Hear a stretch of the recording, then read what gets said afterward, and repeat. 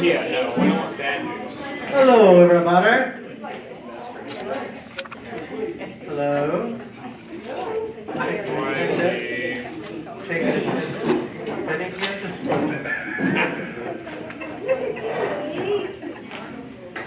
Louise is back on the piano. Louise is here.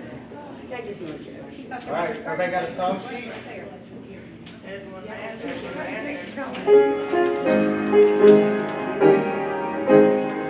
For 1,000 tongues to sing my great Redeemer's praise, the glories of my God indeed, the triumphs of His grace. My gracious Master and my God, assist me to proclaim, to spread through all the earth abroad the honors of thy name. Jesus, the name that shorts our fears, that bids our sorrows cease. 'Tis music in the sinner's ears, 'tis life and health and peace. He breaks the power of cancelled sin, He sets the prisoners free. His blood can make the foulest clean, His blood availeth for me. That's it. That's all. She's just on a roll. She's on a roll. Keep going, Louise. You can't stop me now. You're on a roll. So as you look at the verses real quick, and it was something that just came to my mind when I was looking at the fourth verse. Somebody in here, just something popped out, and I was thinking of the fourth verse. Can you think of who I was thinking about in the fourth verse? Karen? Not Karen. He's always picking on you. I'm ready. Anybody in the fourth verse? Who? Queen Elizabeth? No, somebody in this room. Oh, you didn't give us that. Somebody in this He's room. picking on somebody. What was the question? Oh, perfect. There's somebody, because y'all were talking. I wasn't. We weren't talking. You were talking. In the fourth verse, there's someone in this room I thought of when I was reading the words to this song. Do you know who that might be? Yes, I Who, do. Debbie? I'm not gonna say. You put people on the spot. Those that went on that trip know, but most of them don't I know. know. No, when we went to that trip down to that restaurant up near Richmond, and we passed the prison on the side. No, wait, what Steve Oh, said wow, was, wow. as we were getting close, he said, we're getting close to the restaurant, but we're going to make a stop here at the prison and drop off Debbie. That is what he said. Was it me? No, Debbie. This time. I know. Brenda said we should stop and went in and preach. Yeah. And I think the restaurant was just right down the road. It was. When we dropped you. Never mind. Okay. I have been to a prison, but not in prison. Sure. Yeah, we believe you. Okay. This is funny. All right. So that's not the question of the day, but I just thought I would ask it just Yeah, because. who here's been in prison? Steve's been in prison. All right. There is the name of the song is "Oh for 1,000 Tongues to Sing," and it made me think of a question of a staff person who has taken 3 languages in school. The first part of the question is who was that staff person, and then who are the 3 languages? What are the 3 languages? Oh, kiss my foot. Angelique, Chris? have you taken 3 languages? What school? Like, are you talking college and high school? Both? Yeah. Okay, he's not the only one. Because I wasn't thinking about him. Yeah. But Karen, that's right, it was me. And I want you to guess the 3 languages. Greek, Greek. Oh, shit. I didn't Italian, think anybody would get that one. Greek. Italian, Hebrew, Did not take French, Italian. English. Didn't take Hebrew. English. Well, English doesn't count. German and French. French is the second one. Whoever can guess the third one I is said the... friend. Well, you have to guess the third one to win, I promise. What's the third language? German. No. English. No. Russian. Russian. Marie? No. What did she say? Spanish. Hebrew, Spanish? Nope. This is, it's sort of like Greek. It's not a spoken language. Just people out. Sign language. It's not Yes. a What did she say? Sign language. Sign language. That was my actual degree from college. Yeah. Was sign language. And you can use it here. Oh, I would be prize? Oh, so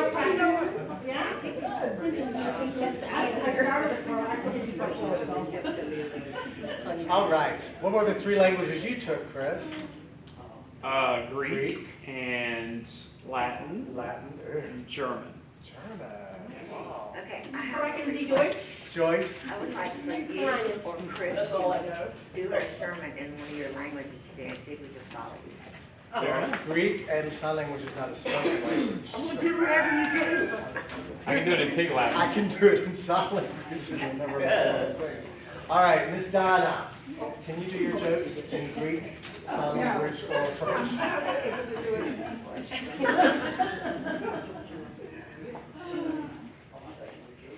Donna made this shirt. Isn't that pretty now?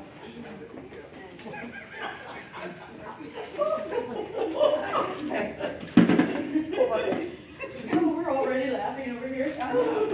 You knew that was a lie, right? Okay.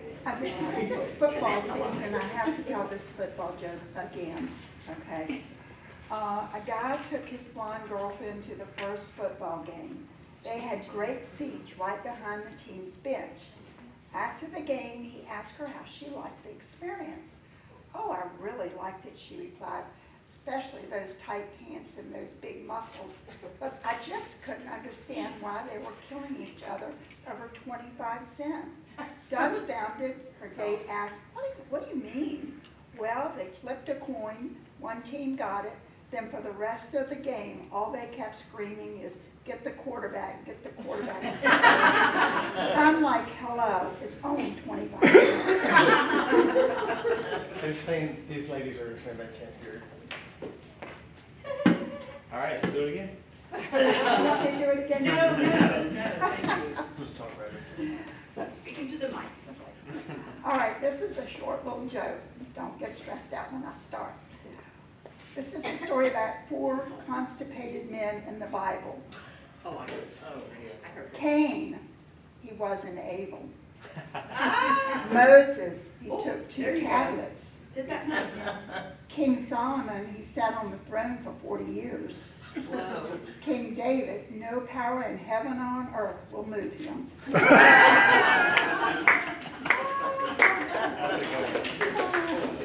Okay. There comes a time in your life when you walk away from all the drama and the people who create it. You surround yourself with people who make you laugh. Forget the bad, focus on the good. Love the people who treat you right. Pray for the ones who don't. Life is too short to be anything but happy. Yeah. Thank you, Miss Donna. Life is short. Days are short, too. I was just saying on the way in, as soon as I got in here, I think, was it you, Maria, saying, I'm tired. I was like, I am.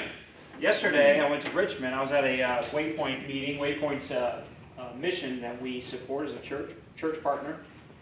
And their job is to encourage established churches all through the Mid-Atlantic region. They've actually added a couple states to the group of states that they support, and they plant churches. So it began as Virginia Evangelizing Fellowship, but then once they moved into North Carolina, that name didn't fit too well. So about 5-6 years ago, probably longer now, time is when it's short, they changed the name to Waypoint. And so I've been serving on the board of directors there for the past, my last year is like a 3-year stint. You go in for 3 years, kind of like prison. But so twice a year we get together in person, and then we'll do Zoom calls and stuff. But this was one of those in-person meetings in Richmond, And so I got home. I actually didn't get home. I went straight to community group at the Futurals house, which is in Chesapeake. So I went from Richmond to Chesapeake. Finished up there, and then I had to fix a dryer. If I didn't fix the dryer last night, our house would collapse from the pile of clothes that come from all the females in my house on the second floor. And so it was like 10:30 before I even got to the thing. Of course, the first shot at it, you know, I was like pretty proud of myself. I got it all put back together and stuff before I actually plugged it in to see if it would work. And of course, the first shot didn't work at all, so I had to take it apart again. All that to say, I'm here in physical form, but not much else. So I apologize in advance for what might come out of my mouth during the time. You guys are already like, this guy's sketchy already. Imagine what he may be like without much of his frontal lobe due to lack of sleep.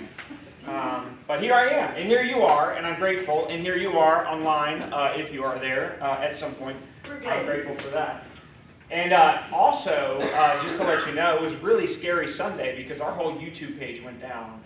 And it had to do with an email address that was discontinued and all this kind of stuff. It was just a chain of events. And we discovered it first thing Sunday morning right before church service, which is always fun. You're getting ready for church and thinking about that. We were able to stream on Facebook, but not on YouTube last Sunday. And the whole time thinking that we lost all the content that we put on YouTube, which would include all kinds of things. Everything from the old sermons that I had uploaded, that Jimmy had preached over previous years, to all the Bible study stuff that we've been doing, to all the sermons series that were on there. But Tyler got it figured out by Sunday night, which was awesome. So we are back up and live on YouTube, and of course these videos stay there if you'd like to go back, if there's ever a week that you may miss along the way that you want to look again. Or there was one that was like your favorite because Chris was just so great. He wasn't as tired that other week, so let's look at that one instead. However you want to use it, there it is for you. So we encourage you to do that. And then also, if you know some folks that may be interested in the content, certainly shareable stuff, and that helps us as a church to get word out, literally, the word out, as much as we can. So let's jump into the text today, continuing to try to confuse you with it being week 7. Here we are in chapter 6. There will be 10 chapters, so we'll spend 11 weeks on that, which means we have, doing all the math, about 4 weeks, if you include this one, left in this study. I'm thinking about going from here to the prophet Elijah and maybe studying his life. That's another character in the series that Swindoll put out. And fascinating life. And so we're kind of swinging into different extremes. You've got King David, who was just this established king, of course, and God had kind of like, his eyes had roamed the earth and found this shepherd boy with a heart after his own and pulled him out of the sheep and made him king. And then you have Esther, who is female, and she isn't like the one who is most in power, but she's using the influence that she has with this king to save the lives of the Jewish people. And then on the other extreme, you have Elijah, who was a prophet that had to go to extremes in order to communicate the message that God had for his people, which at the time was full of judgment and destruction. But the methods that Elijah used in that time are fascinating. So maybe that's something that we can get into in the next few weeks. If you guys have other ideas or preferences, just let me know, and we can go in other directions too. Where were we? Week 7, chapter 6. Things aren't always as they seem. Now, normally when you hear that cliche, you think of it as a positive thing, right? It's, it may seem bad, but things probably are better than they may seem. Well, I want you to think of it in a negative way, okay? Because it can go that direction as well. For instance, if you have a child who is very quiet, what seems to be is that there's peace in the home. But in reality, what we found through the years of raising children, grandchildren and such, is a quiet child is not necessarily what it seems, right? That situation can be disastrous, more times than not. And so that kind of thing is something we run into in life as an example of it. So when things go wrong, it often seems that they can't possibly get worse, there's a blank, but they can often get worse. I took that trip I told you about to Louisiana last week. Seems like it was a year ago. It was last week. And so we took a few days to get out to Louisiana and a few days to come back. On the trip out, we stopped by, we used this app called Roadside America, which is pretty free app, unless you want like the whole country, and it's like $6. But it's a cheap app that you can use, so if you're using GPS, you can kind of put your destination in, and it'll tell you interesting markers along the way that are within a certain radius of your trip. So we set it for like 5 miles, and we saw all this stuff that was going by, and so we'd stop at a couple of places, and we decided to stop at this one interesting individual's house. He was kind of like an eccentric artist who used found metal objects to create sculptures in his yard and backyard, and he welcomed people to come visit and check out these sculptures. So we thought, well, that's cool, let's visit this. And so we go and visit the yard, and on the back, so there's a gate that he's created out of metal, and he's got this like really trippy kind of like theology about metal and the sky and aliens, all this kind of stuff. So it's like kind of silly. So we go in and we look, and then we turn around and we look back on the back of this gate. As you're leaving his yard, it says, "Chaos awaits," as you go into the gate. And I took a picture of it, and I was like, I'll probably need this later. So we go and leave the yard, and get back to our car doesn't start. And there was normally when a battery's dying in your car, there's probably a time or two where you'll start it, it doesn't seem to start, and then it just kind of gets into it. It'll crank enough to start. Not even anything. Battery's completely dead.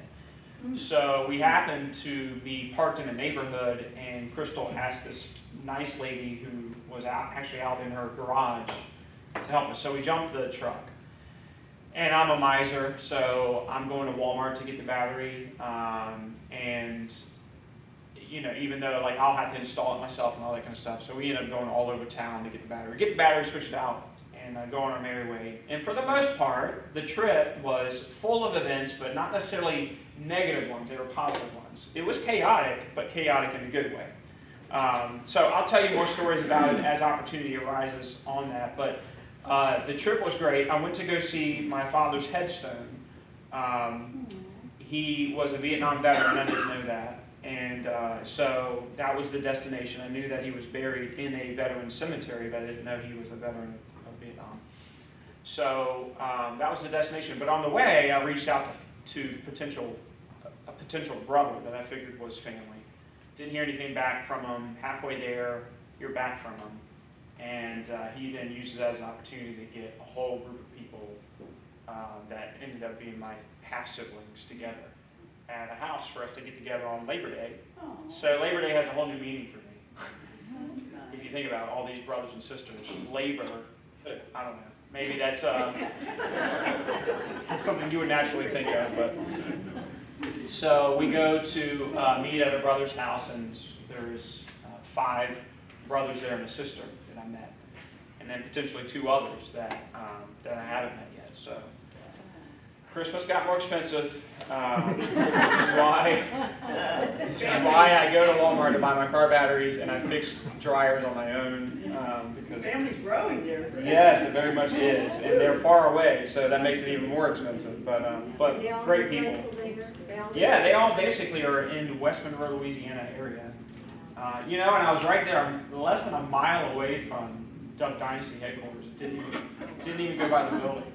I was too busy. So it was a great trip. The Duck Dynasty headquarters. You know, the people with the duck call things, the big beards. Yeah. Interesting folks. In fact, one of my brothers hunted with one of the guys, the main guy. What's his name? Not Cy. He's the older guy who likes the sweet tea. The younger one. Mr. Robertson? Yes, they're all Mr. Robertsons. So the Robertsons actually lived, or do live, the compound is like right around the corner from where we met at my brother's house, though they don't necessarily associate with their neighbors too much. So. Speaking of the Robertsons, Sadie is one of the ones that does the thing on the Bible app. Yeah, so Sadie is a fairly well-known Christian speaker. So I think Phil is her, I don't don't know if it's Phil, that's her dad.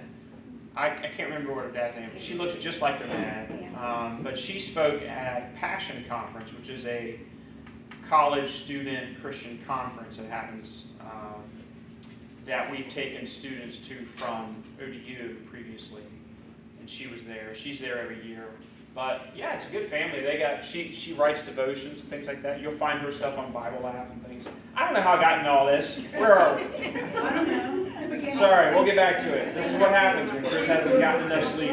All right, so when they can't get worse, they oftentimes do. Maybe you can relate to that. So Mordecai could certainly relate to that at a pivotal point in this story as we're going through it here. And here are some 4 principles that we're going to pick up out of chapter 6 today that relate to this. Number 1, when all seems lost, yes? We're in chapter 7. Is it chapter 7? No, I'm talking about Esther chapter 6.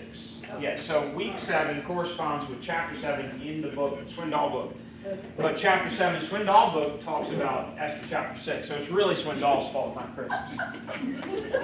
Could you repeat that, please? Which you can email Chuck Swindoll. He's still preaching out at church in Texas. So the guy's still in the pulpit, rocking away. But all that to say, follow along with your notes. You'll be just fine. But if you do have the book, go to chapter 7. That's where you'll see the content that we're covering today.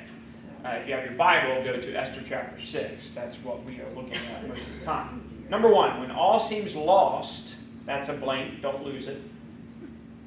It isn't. When all seems lost, it is not. So far what we know is that the king, Xerxes or Ahasuerus, whatever you prefer, doesn't care for the Jews too much. And so his right-hand man, Haman, hates them as well, wants to kill them, even worse. And so now the king is about to find out that his wife, who is Mordecai's daughter, adopted daughter, is a Jewess, and she has kept that from him. So on top of all that, Haman is now building gallows to impale Mordecai himself. So it looks like things are headed in the wrong direction and accelerating. Things seem to be getting worse and worse. But Mordecai isn't necessarily sitting around and whining about it. He's trusting God, and he's doing the best he can in the situation to be faithful and to turn the situation around to be a part of the solution that he knows God is going to ultimately bring. So when all seems lost, it isn't. Mordecai sees that, understands it. Secondly, when no one else seems to notice, they do. So think back. A few weeks ago, we saw the story kind of begins with Mordecai exposing this plot that Bigthan and Thoresh had against the king. He found out about this plot from the time he was spending at the King's Gate, which is kind of a central social area where people basically see what's happening in the city. Okay? You have these 2 guys who were gatekeepers, essentially. They were guards there, and they are plotting to overthrow the king or whatever. And he exposes that coup or attempted coup, and he never gets rewarded for that courageous act. And it seems like no one's even noticed that he was the hero in the situation. But Mordecai still goes on living his life, even though it's unappreciated, until this pivotal night in chapter 6, which is where we pick up the story in Esther.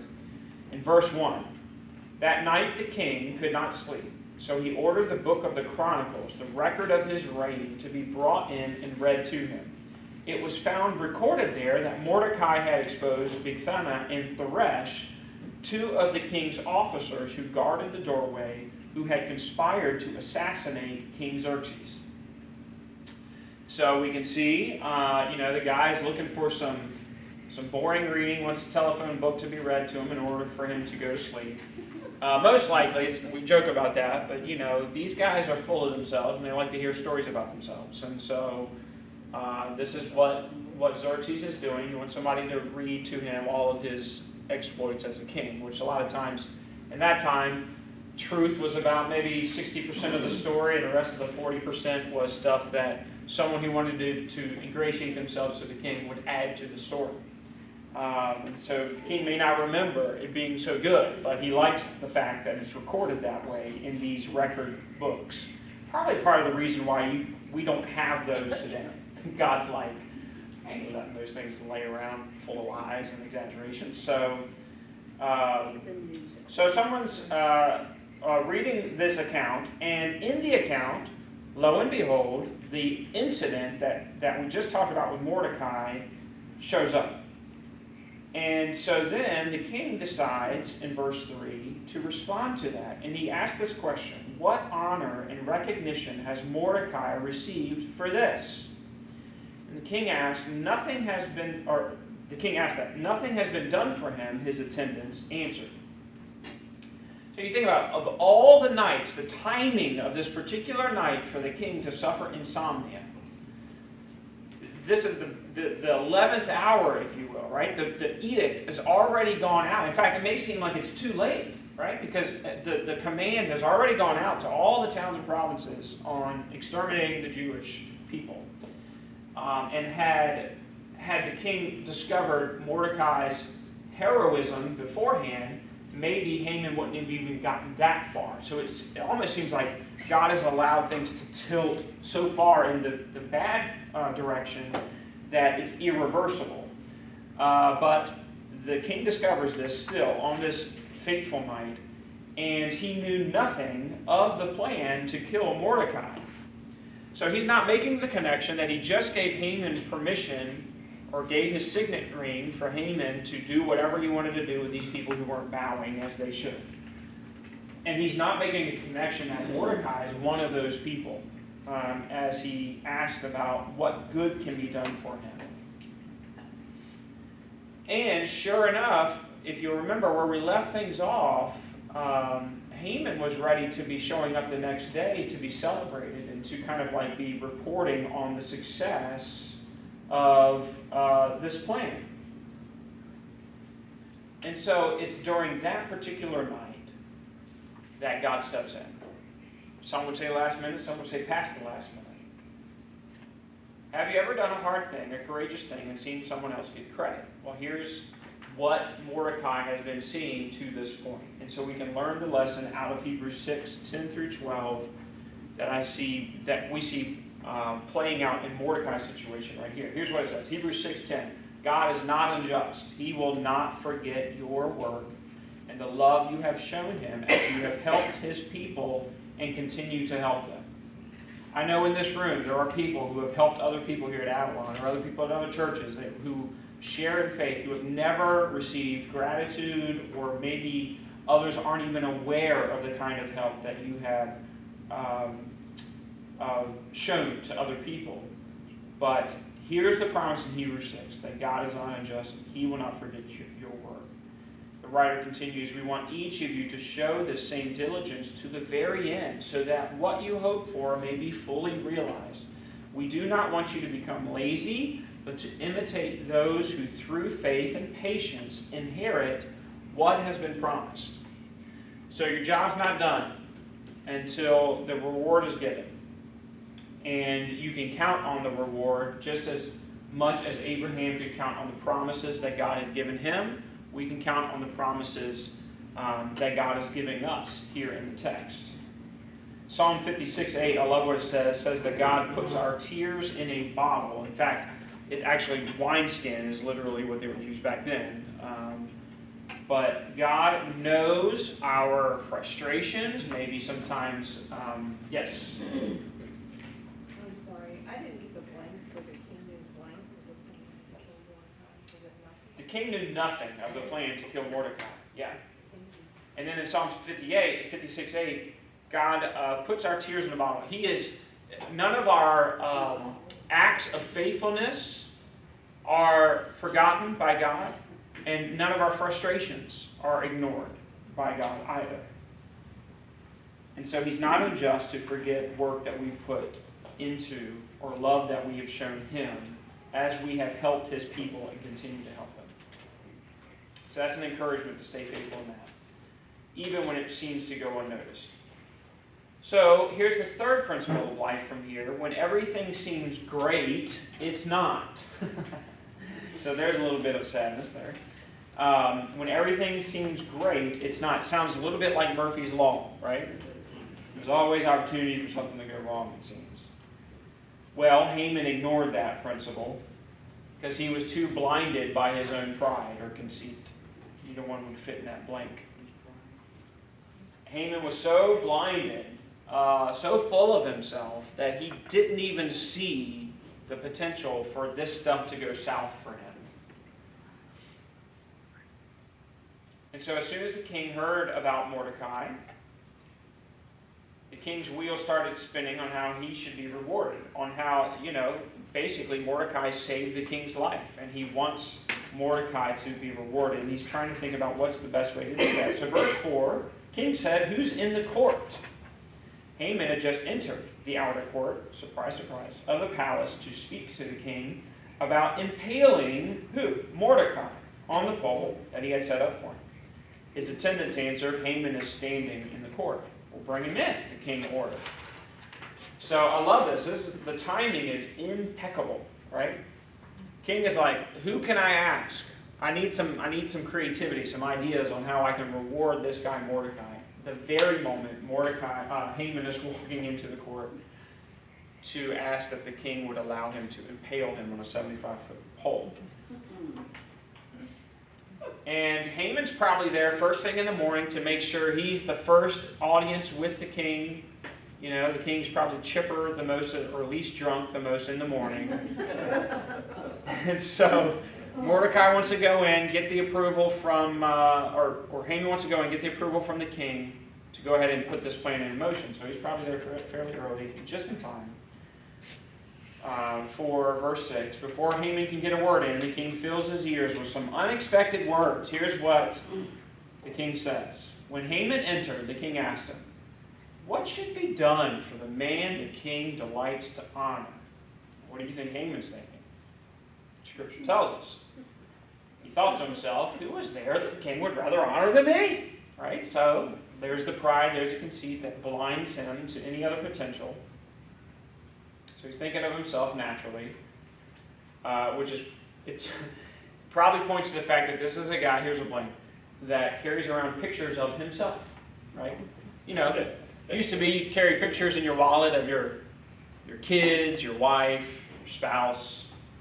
Now Haman, his wallet is full of himself, right? So now it's on phones. It's not in your wallet anymore. But if he's showing his photos in his, the man did selfies before selfies were a thing. That's the kind of guy we're talking. That's what I'm picturing. Okay, so yeah. Yeah, that's right. He's chiseling his own picture in little rocks that he kept in the pocket. Before cell phones were around. So yeah, you can see the guy likes himself, as you can tell. And so he thinks to himself, hey, this is my moment. The king is just setting me up for a really good day. So let's see what happens next. Verse 7. Mordecai answered the king, comes up with his best idea for what he wants the most. So he says, the man the king delights to honor, you should have them bring a royal robe the king has worn, and a horse that the king has ridden, one with a royal crest placed on its head. This is crazy to me. He's basically saying, you should let me dress like you and drive in your car as the king with your sign that I am the king instead of you. This is what he's asking the king. And so then let the robe and the horse be entrusted to one of the king's most noble princes. And let the robe and the man the king delights to honor, let them robe the man the king delights to honor and lead him on the horse through the city streets, proclaiming before him, this is what is done for the man the king delights to honor. So he wants one of the princes, one of the king's sons, to actually honor him instead of him honoring the prince who's next in line to the throne, most likely. So the man wants to pretend to be king, and he wants the king to enable that to happen. And then comes one of the greatest verses in Esther, verse 10. King commands Haman, go at once. Get the robe and the horse and do just as you have suggested for Mordecai, the Jew, who sits at the king's gate. Do not neglect anything you have recommended. everything you ask for will be given to your enemy instead of you. So, of course, Haman is stunned, right? Imagine that. An in-your-face assignment. Not only does he have to give the okay for it, he has to do it himself.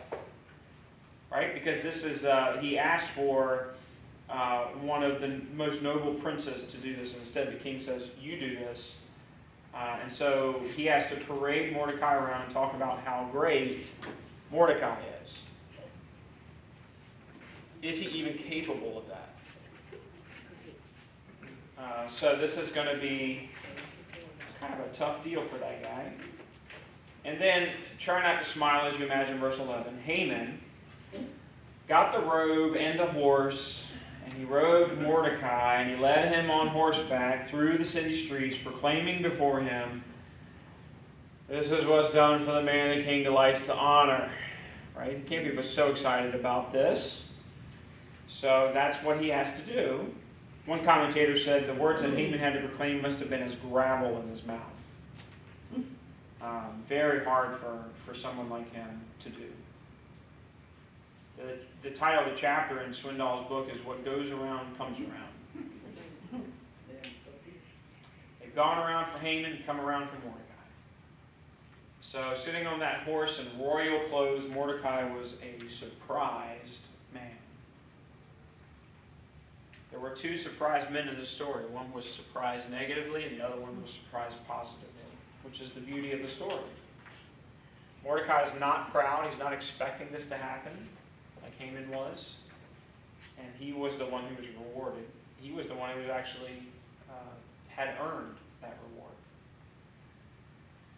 Verse 12, afterward, Mordecai returned to the king's gate, but Haman rushed home with his head covered in grief. So Mordecai just goes back to daily life, right? You would think if the king honors him, well, let's see what I can make of this, and maybe I can get a higher position in the king's court, and maybe I can politic with this good, heroic story. But no, he goes back to the king's gate, back to his post. And my guess is Mordecai was at the king's gate looking out for the Jewish people. He could have been swallowed up in the king's court, could have been like appointed into some palace position, which would have made him out of touch of what's happening with the common people in that city. And I think he understood his position, that God had placed him, just like he placed Esther, in the position that he placed him, for the timing that he placed him to be there. So the lesson for us to learn is that in good times we should remember where we come from. Remember where we come from. You've heard about lottery winners, right? You've heard about what happens to them? Yeah. You know, and we all would love to have that winning, whatever, reward. You know, Christians didn't do lottery, they did Publishers Clearinghouse. You know what I'm saying? So it's like, well, you know, it's not gambling per se, it's just magazines. So, but we're always having we look towards winning some kind of a prize or something, and man, if I just had this much money, then I'd be so much happier. We can see that sometimes when we're in these types of places, it's easy for us to lose perspective of where we came from. In other words, who we were, who we are inside, regardless of the circumstance that we find ourselves in. That can be true in a positive way if you win a lot of money, or it can be true in a negative way if you get very sick or you have to face a difficult circumstance.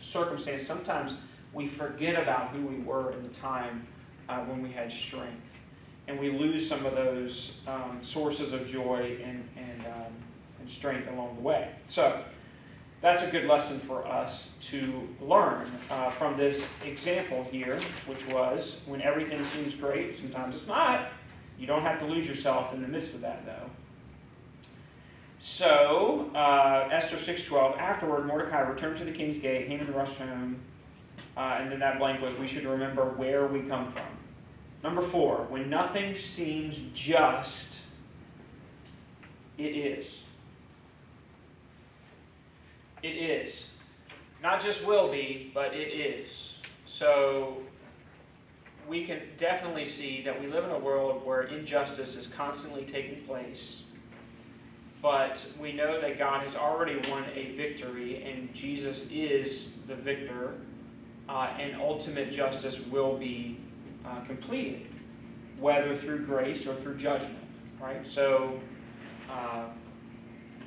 that is a foregone conclusion. We may not experience the reality of it already, but it is already a fact. And so we've been waiting a while in the story for Haman to actually get what he deserves. We see Mordecai get what he deserves, but then here's what happens to Haman. Verse 12. Afterward, Mordecai returned to the king's gate.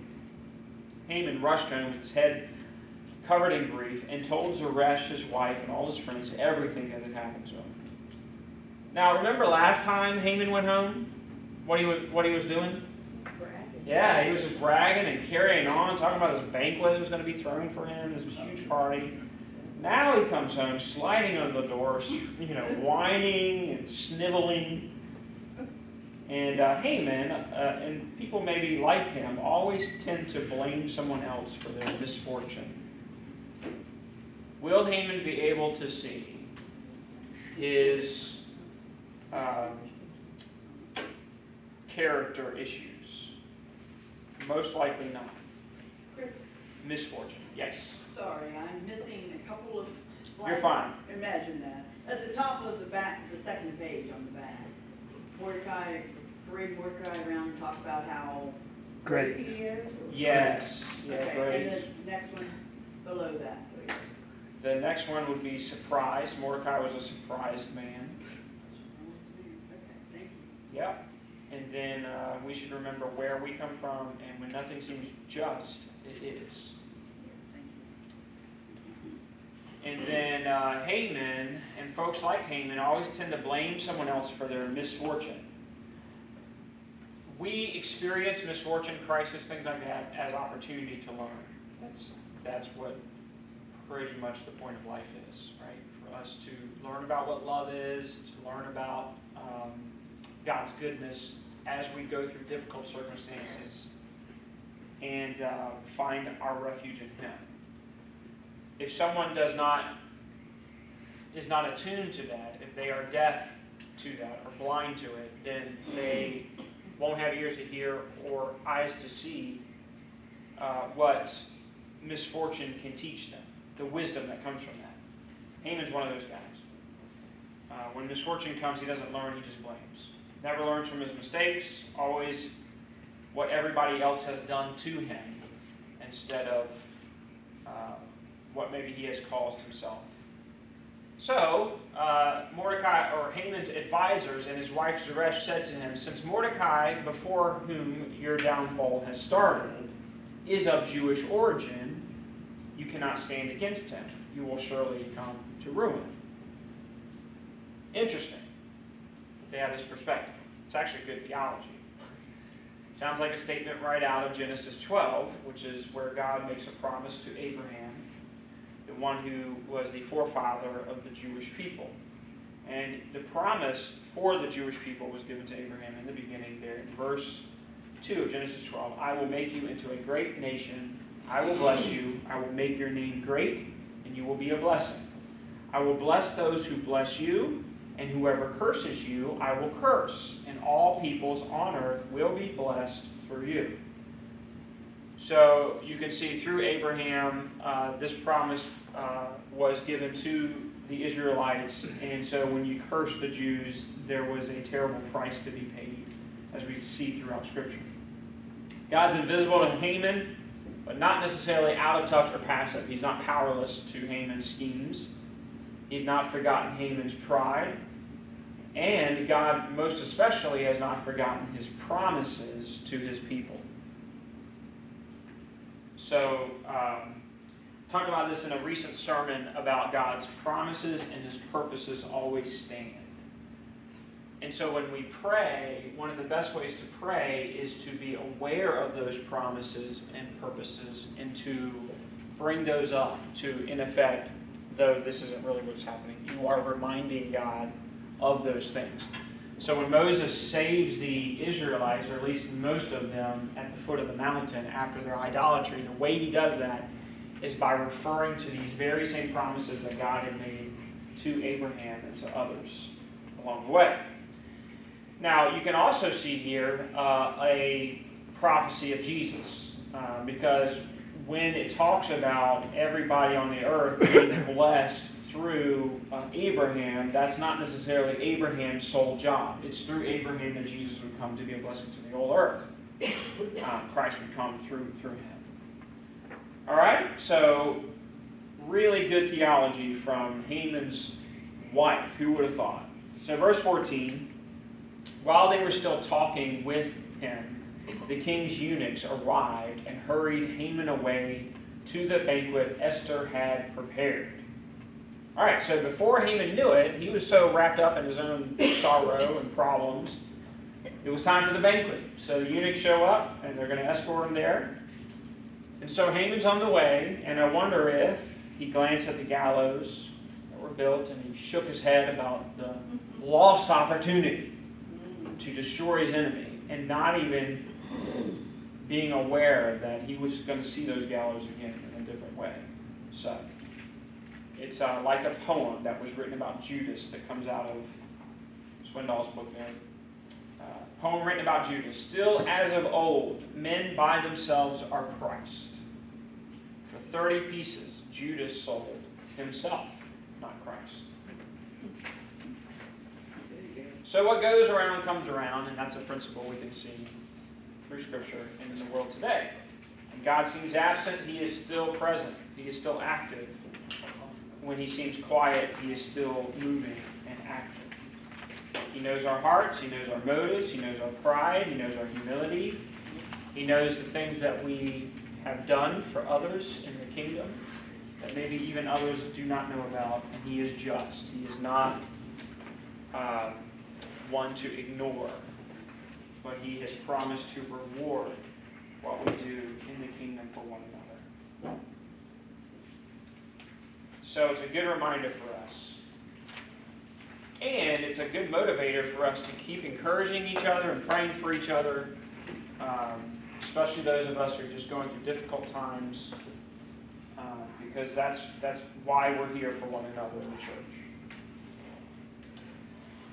So, I haven't seen the millions. You know, Carmel's still working on the foot thing. She was here last Wednesday for the luncheon. Okay, good. So she was here Wednesday for the luncheon. But Ed's birthday's Sunday.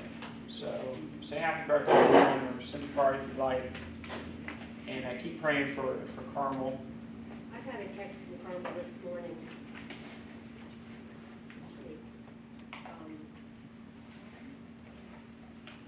They still don't know if they're going to do an donation or a card version yet. They still don't know.